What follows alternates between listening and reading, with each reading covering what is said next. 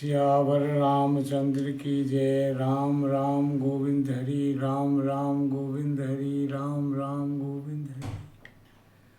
सबसे पहले परमात्मा का दर्शन करने से पहले हमें राम जी के बारे में जानना बहुत ज़रूरी है कि हमारा लक्ष्य क्या है। राम जी के बारे में उनकी सब आदतें, सब उनके जो उन्होंने कार्य किए हैं, सब वो करना जरूरी है। परमात्मा श्री राम का दर्शन करने से मनुष्य जीवन सफल होता है। श्री राम का सद्गुणों के भंडार हैं। जो जीव राम जी की सेवा करते हैं, जो श्री राम जी के सद्गुणों को जीवन में उतारते हैं, उनका जीवन श्री राम जी जैसा बनता है। वे जीव राम जी का दर्शन कर सकते हैं। परमात्मा के दर्शन, परमात्मा की प्राप्ति, यही मानव जीवन का लक्ष्य है। यही मेरा लक्ष्य है कि संसार में आया हूँ मैं कि परमात्मा का दर्शन करूँ। इसी में मानव जीवन की सफलता है। मानव को ज्ञात नहीं है, ज्ञान नहीं है कि इस जीवन में मेरा क्या कर्तव्य है, मुझे क्या करना चाहिए, मैं क्या कर रहा हूँ, मेरे जीवन का लक्ष्य क्या है और मैं कहाँ जा रहा हूँ। खाना पीना, खेलना, वंश वृद्धि करना, यही सब मानव का जीवन लक्ष्य है क्या? ये सब तो पशु भी करते हैं। आहार विहार का ज्ञान पशुओं को भी होता है। पशु भी भोग भोगते हैं। मानव केवल भोगों के पीछे पागल बने तो पशु और मानव में क्या भेद रह जाएगा।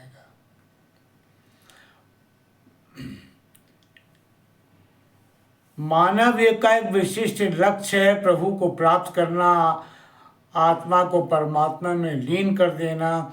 जीवन में मनुष्य को कोई लक्ष्य अवश्य निश्चित करना चाहिए। जिसके जीवन में कोई ध्येय नहीं, वो जीवन बिना नाविक की नाव जैसा है। मानव शरीर भोगों के लिए नहीं, भजन द्वारा परमात्मा को प्राप्त करने के लिए मिला है। भजन का मतलब यही होता है परमात्मा को दिन रात याद करते रहो, याद करते रहो। दुकान में बैठो तब भी राम राम राम, आंसू आ जाए उसे याद करके। मनुष्य का अवतार परमात्मा की आराधना करने के लिए है, तप करने के लिए है। मानव देह श्री राम के दर्शन प्राप्त करने का एक साधन है और किसी शरीर में परमात्मा का दर्शन नहीं हो सकता। परमात्मा के दर्शन के लिए जो साधन नहीं करता, मानव शरीर के प्राप्त होने पर जो परमात्मा की भक्ति नहीं करता, वही मनुष्य नहीं अपितु पशु के समान है, ऐसा शास्त्रों में कहा गया है। वही शास्त्र पढ़कर मैं आपको सुना रहा हूँ, ये असली शास्त्र है। अरे हम जिस बंदर को कहकर निष्कर्ष समझते हैं, इस बानर में इतना सद्गुण संयम नियम है, उसका मनुष्य में कहाँ है। बानर चाहे कितना भी भूखा हो तो भी राम फल अथवा सीता फल नहीं खाएगा, कारण इन फलों के साथ उसके आराध्य देव का नाम जुड़ा हुआ है। जीव अनेक जन्मों से संसार में भ्रमण करता चला रहा। बहुत जन्म हो गए मुझे, सैकड़ों हजारों लाखों जन्म हो गए। अर्जुन जी ने कृष्ण भगवान से कहा था कि मुझे एक बार अभिमन्यु के दिखा दो, मुझे अभिमन्यु को एक बार। उनका रहने दे अर्जुन, अब तो बोला नहीं मैं एक बार देखूंगा बस। कहा अच्छा, जब ज़्यादा चीज़ पकड़ ली तो अच्छा देखो वो जा रहा अभिमन्यु। तो उसका बेटा जा रहा था बाकी में, उसने आवाज़ दी बेटा अभिमन्यु, बेटा अभिमन्यु। एक टक उसने पिता की तरफ देखा और देख कर कहा कौन है मन्यु, कौन किसका पिता, कौन किसका बेटा। जाने कितनी बार मैं तुम्हारा पिता बन चुका, जाने तुम कितनी बार मैं तुम्हारा बेटा बन चुका, कितनी बार। कैसा मैं जीवन का चक्र है। और ये कह के गायब हो गए। अब मन्यु के मन में लड़ाई में लड़ने के, कुरुक्षेत्र में लड़ने के लिए संशय था कि मेरे अपने हैं, ये मेरे गुरुजी हैं, मेरे ताऊ है, ये मेरा साला है, ये मेरा जीजा है। सब मोह 75% तक खत्म हो गया। और उसने कहा प्रभु से कि वाकई में संसार तो सब मिथ्या ही है। हाँ अर्जुन, जो कुछ कर रहा करूँगा मैं ही करूँगा, तू तो निमित्त मात्र है। अब फटाफट जल्दी से तैयार हो जाओ युद्ध के लिए। जीव अनेक जन्मों से संसार में भ्रमण करता चला रहा है। अनेक जन्मों में उसने संसार के संपूर्ण भोग भोगे हैं, चाहे रसा स्वादन हो, चाहे गृहस्थ के भोग हो, स्वाद हो, कुछ भी हो, और एक जन्मों से भोगता चला रहा है। भोग में सुख नहीं, अंत में दुख ही है। ये भोग तो पशु पक्षी भी भोगते हैं। इंद्रियजन्य सुख पशु पक्षी का और मनुष्य का एक सही है। मनुष्य को श्रीखंड खाने में जो सुख मिलता है, वही सुअर को विष्ठा खाने में मिलता है।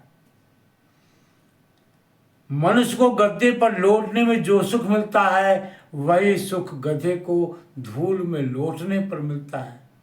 उसे गद्दे जैसा ही अनुभव होता है कि हाँ। पशु पक्षी भी बालक को जन्म देते हैं।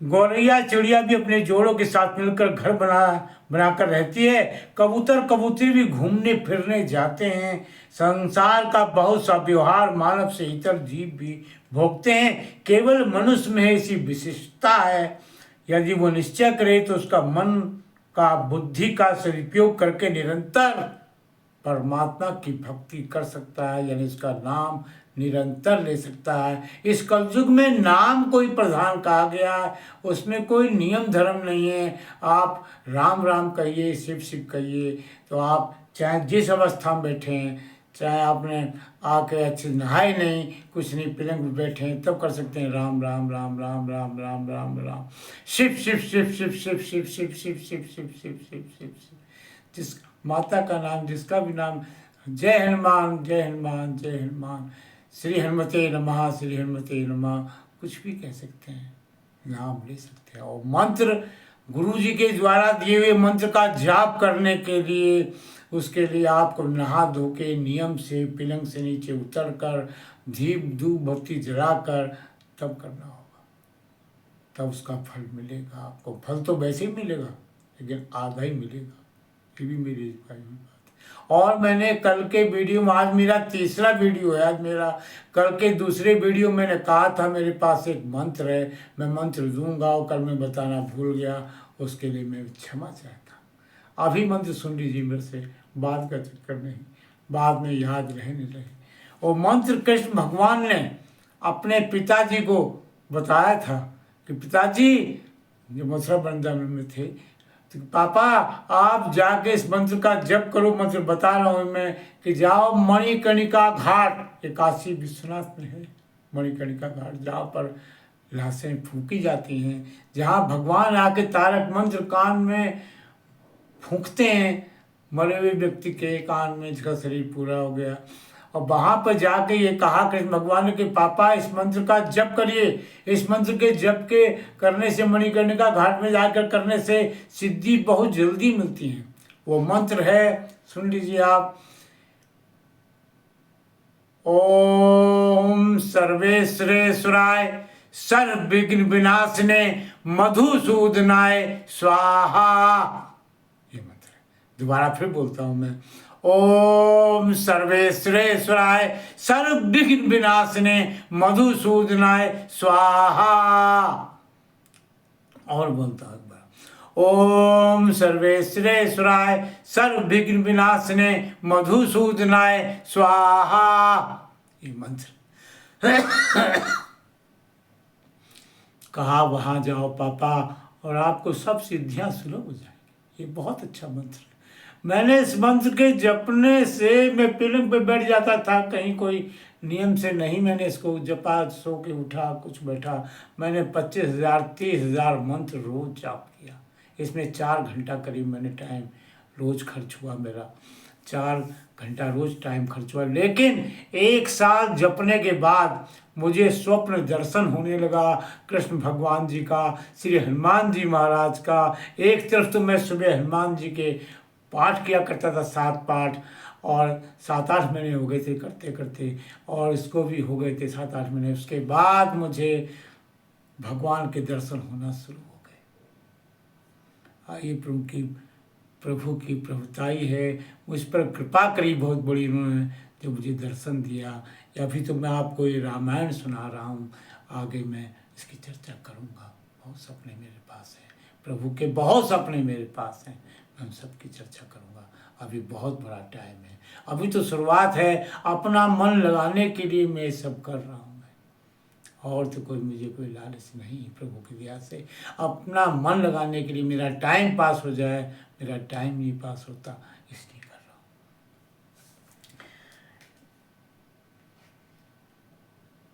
भगवान के नाम का जप का आनंद केवल मनुष्य को ही मिलता है। कबूतर अथवा बिल्ली को मिलना संभव नहीं। पशुओं को अपने स्वरूप की खबर नहीं। जब वे अपने स्वरूप को नहीं जानते तो भगवान को कैसे जान सकते हैं। मनुष्य ही भगवान को जान सकता है। मानव समझ सकता है कि ये पाप है, ये पुण्य है, पाप छोड़ना था निरंतर भक्ति करना। ये बुद्धि मनुष्य में है, ये गलत है, ये सही है। ये पशु पाप छोड़ सकता नहीं। पशु योनि पाप का फल भोगने के लिए ही है। पशु की योनि पाप का फल भोगने के लिए ही है। बिल्ली अनेक चूहों को मारती है परंतु उसको पाप नहीं लगता। बाघ सिंह अनेक जीवों की हिंसा करते हैं फिर भी उनके माथे पाप नहीं लगता। ये तो पाप का फल दुख भोगते हैं। कोई मनुष्य यदि जीव हिंसा करे तो उसको पाप होता है। पशु पक्षी हिंसा करे तो वो पाप की गिनती में नहीं आता। कारण पशु योनि में अतिशय अज्ञानता है, अतिशय अज्ञानता है। पशुओं में इतनी बड़ी अज्ञानता होती है कि 3 वर्ष पीछे वो माता को, अपनी माँ को, जन्म देने वाली माँ को भी भूल जाता है। उन्हें याद नहीं रहता कि हमारी माँ है अथवा हमारा पिता है। मनुष्य शरीर द्वारा ही पाप और पुण्य होते हैं। पाप छोड़ना और सतत पुण्य करने की बुद्धि परमात्मा ने मनुष्य को दी है। मानव सावधान रहे तो पाप छोड़ सकता है। मानव निश्चय करे तो सतत भक्ति भी कर सकता है। निश्चय करना पड़ेगा, और निश्चय भी ये जवानी में होता है, बुढ़ापे में नहीं हो पाता निश्चय। कि नहीं, किसी से बात हो जाए कि मैं तेरे घर कभी नहीं आऊँगा, जवानी में निश्चय कर लेता है कि नहीं मैं प्याज नहीं खाऊंगा, नहीं मैं ये गलत काम नहीं करूँगा, नहीं मैं शराब नहीं पीऊँगा। ये जवानी में निश्चय कर सकता है। प्रभु ने मनुष्य को ज्ञान और बुद्धि दी है, वो पशुओं को नहीं दी। आने वाले कल की चिंता मनुष्य करता है, पशु नहीं कर सकता। पशु को उतना दिमाग नहीं है, पशु नहीं कर सकता। परमात्मा ने अत्यंत कृपा करके मनुष्य शरीर दिया। इसे प्राप्त करके जो मनुष्य अपने इंद्रियों को बस में नहीं रखता उसका जीवन अत्यंत शोचनीय है, सोचने लायक है कि क्या हमारा ऐसे ही खाने कमाने और गृहस्थ में पलने के लिए पैसा कमाने के लिए हुआ जन्म। हमारा कोई और धर्म नहीं, परमात्मा को प्राप्त करने का उसका पहला धर्म है। उसका जन्म ही परमात्मा की प्राप्ति के लिए हुआ। नहीं तो बार बार हमें भी चींटी, हाथी, मकोड़ा, मछली, गध, बकरा सब बनना पड़ेगा, काटे भी जाएंगे, सब काम होंगे। इससे बचना है तो राम राम की सतत भक्ति करनी पड़ेगी। भोगने शरीर नहीं मिला, संसार के विषय भोगों को भोगने के लिए शरीर नहीं मिला। ये शरीर परमात्मा के कार्यों के लिए मिला है। ये अनित्य शरीर नित्य परमात्मा की प्राप्ति करा सकता है। जय जय सिया राम। अब यहीं विराम देता हूँ। अब अगले वीडियो में मैं आपको आगे से सुनाऊंगा। आपको मैं राम राम, सबको भाई बहनों को मेरे, सबको मेरा राम राम, सबको मेरा प्रणाम। जय श्री राम। राम राम सीताराम, राम राम सीताराम, राम राम सीताराम। जय श्री राम। तीसरा वीडियो समाप्त करता हूँ।